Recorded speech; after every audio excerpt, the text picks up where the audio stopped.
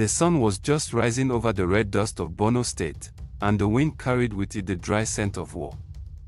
Musa Abdullahi, the toughest soldier in the 3rd Battalion, stood in the middle of the destroyed village, his rifle slung over his back and his eyes fixed on the distant hills. He wasn't a man of many words. People said he had died 3 times, once in Maiduguri, once in Sambisa forest, and once in a place even death feared. And yet, here he stood, breathing, bleeding, fighting. Musa was not just a soldier. He was a legend. But legends have scars, and Musa's scars ran deeper than bullets. His squad called him Musa Maitoshi, Musa who always rises. Not because he was lucky, but because every time war tried to bury him, he dug his way out with fury. Behind his silence was a pain he never spoke of, a memory that never died. Yehoya, his blood brother, killed in cold blood not by the enemy, but by someone from within, and that day Yehoya died.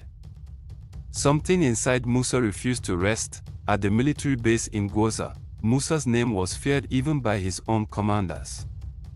He followed orders, but everyone knew. He trusted no one. As night fell, he sat by the oil lamp in his tent, sharpening his knife. His eyes caught a flicker of movement. A boy entered, trembling. "Sir, there's someone outside, looking for you." "A woman?" Musa's eyes narrowed. "A woman?" The boy nodded. "She says her name is Fatima Yehoya. Your brother's wife?"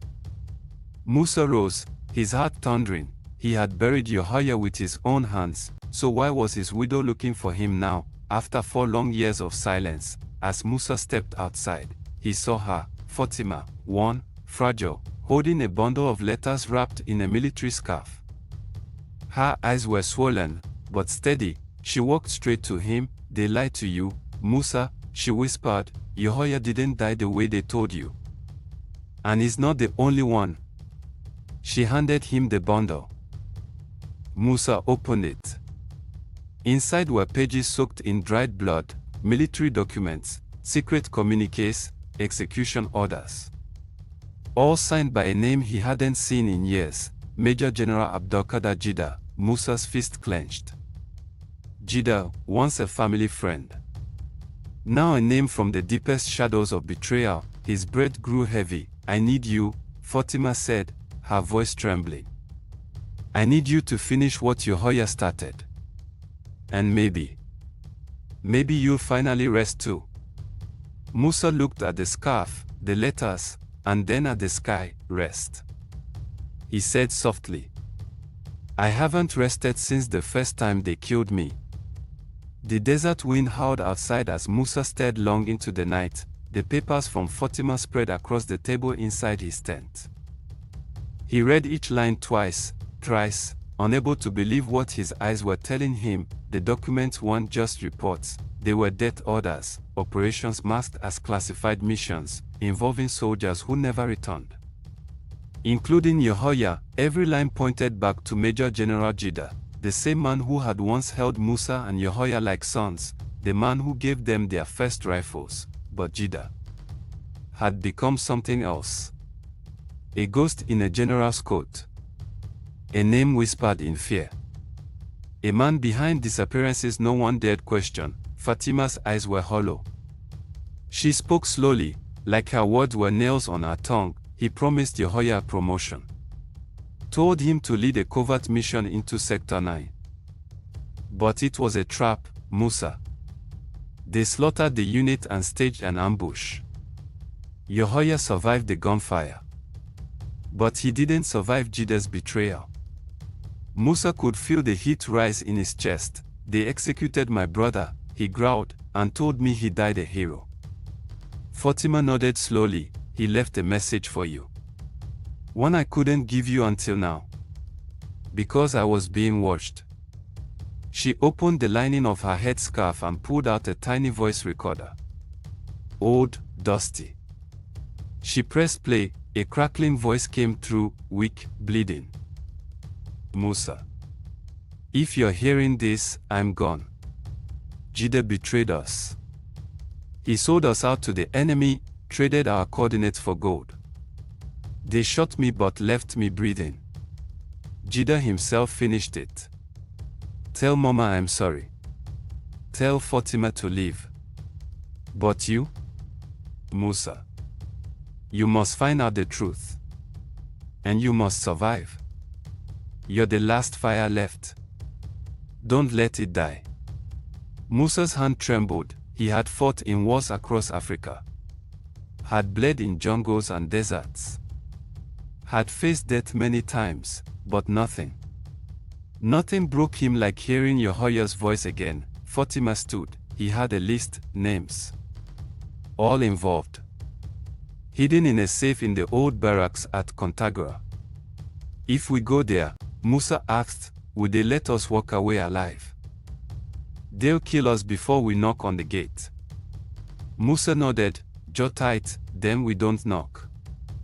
We break the gate. That night, Musa burned the tent down. He left behind his uniform, his badge, and the name the army gave him. From now on, he wasn't Musa the soldier, he was Musa the ghost, the man who refused to die. Because vengeance hadn't been served, the barracks of no return, the journey to Kontagora took them 3 nights. Musa drove an old stolen Hilux truck, his eyes constantly scanning the shadows. Beside him, Fatima clutched a small pistol, the only thing standing between her and the ghost that haunted her past. The abandoned barracks came into view just before dawn. Broken walls, bullet-riddled gates, and silence. The kind of silence that made your skin crawl. This place once trained the fiercest soldiers in West Africa. Now, it trained nothing but fear. Musa stepped out fast, his boots crunched on shattered glass. He scanned the perimeter. No guards.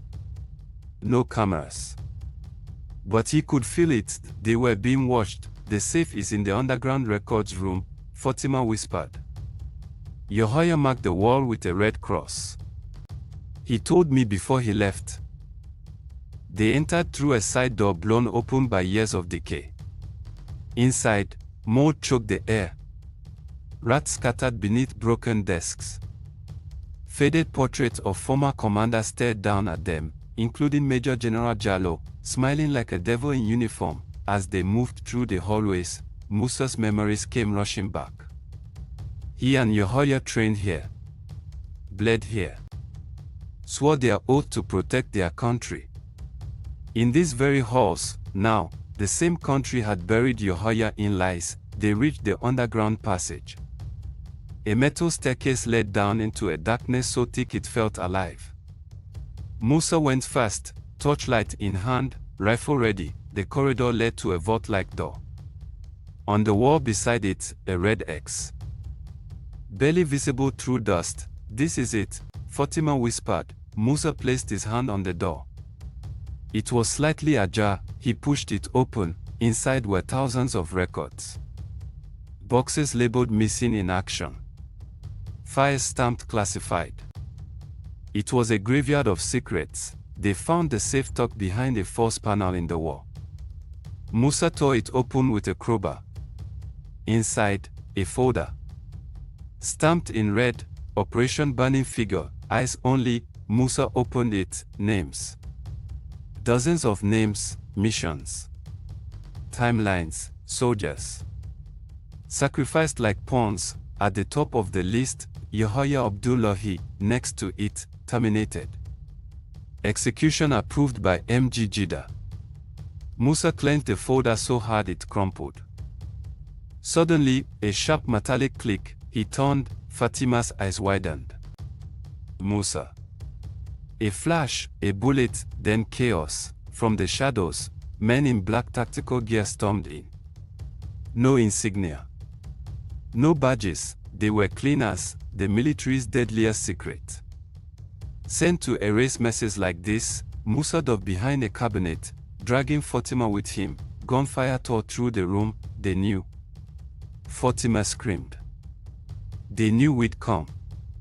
Then we make sure they regret it. Musa roared, cocking his rifle. He fought like a possessed man, a beast of war. A soldier who had nothing left to lose. The corridor turned into a war zone. Smoke. Fire. Screams. When it was over, Musa stood alone, blood on his face, body trembling. Fatima had been shot, shoulder wound, but she was alive. They escaped with the documents, barely breathing, as they fled into the wilderness. Musa looked at the file in his hand. This was no longer about Yehoya alone, it was about every name on that list. He whispered to himself, "They made a mistake. They didn't kill me when they had the chance." The hunter becomes the hunted. 2 days later, across every military channel in Nigeria, a classified signal went out. Target, Musa Abdullahi, disavowed. Armed. Dangerous. Kill on sight. The news didn't reach civilians.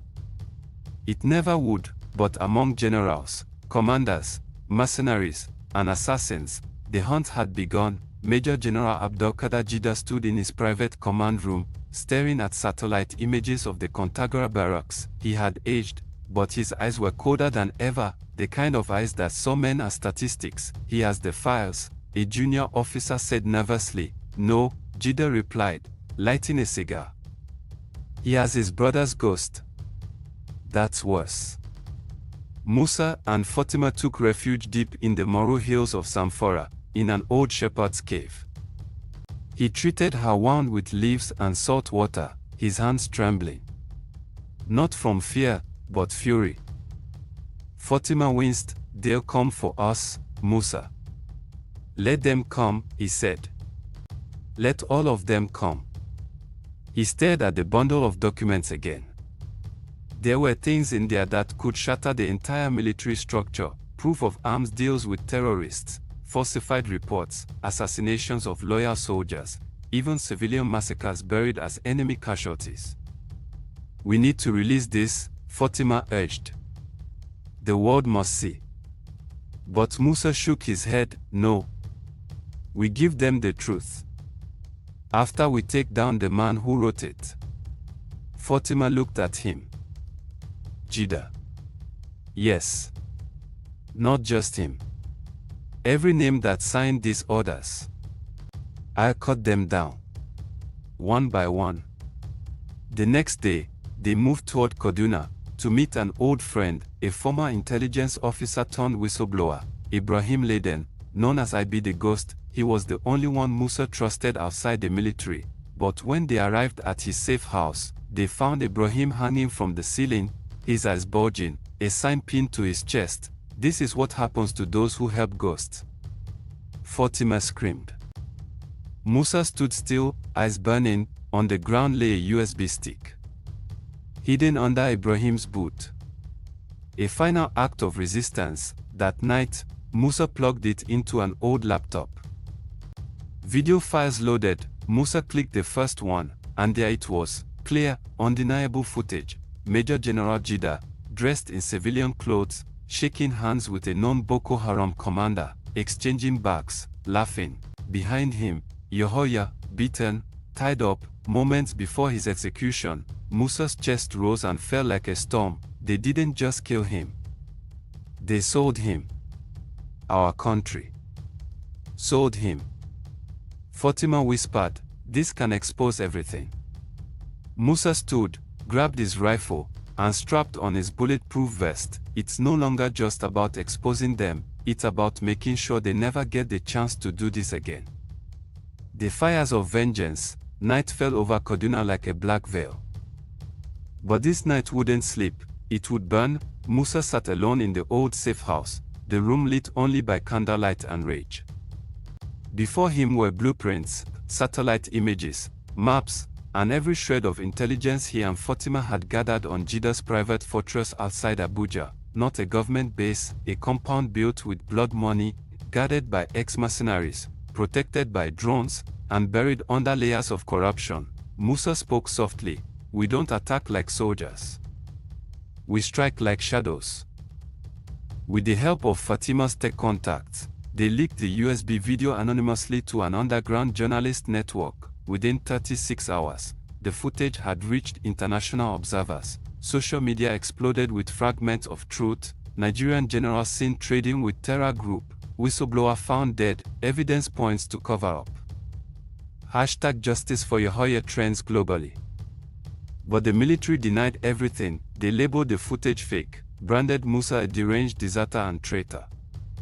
Then, they put a price on his head, 50 million naira, dead or alive, but Musa was done hiding. With the world distracted, he infiltrated the compound, wearing a stolen uniform, moving like the ghost he had become.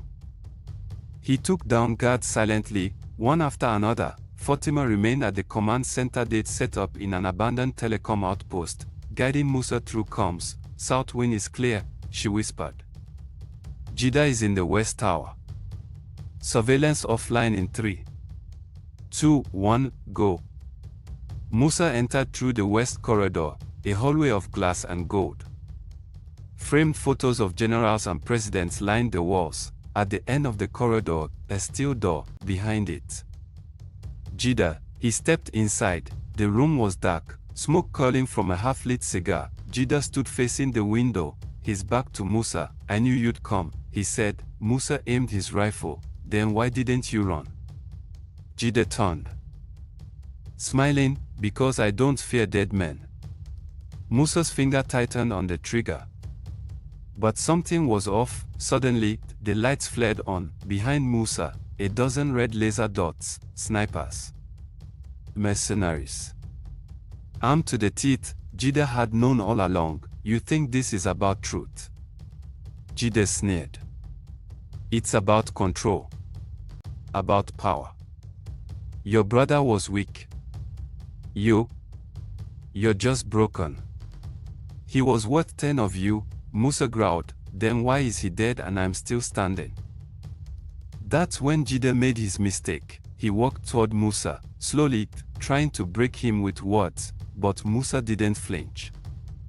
He dropped a small device to the ground. Boom, a deafening blast shook the compound. Fatima had remotely triggered the explosives Musa had planted earlier across the east and north towers. Flames erupted. Smoke blinded the snipers. Musa charged, a shot to the shoulder. He didn't stop. Another grazed his ribs. Still he kept moving. He tackled JIDDA to the ground, disarmed him, and held the rifle to his face. This is for Yahya. And pulled the trigger. When the smoke cleared, JIDDA's body was unrecognizable, but Musa wasn't done. He took the hard drives from JIDDA's command terminal, filled with damning data, and sent them to every major news outlet in Africa. The system couldn't cover it up this time. The scandal erupted worldwide, officials resigned, investigations were launched, and the name Musa Abdullahi became legend. But Musa didn't stay to celebrate. He vanished. Some say he died of his wounds in a cave near Sokoto. Others say he lives quietly in a border village, helping orphan children whose families were killed in the same wars he once fought. But the truth, he walks among us, because he refused to die until justice had lived.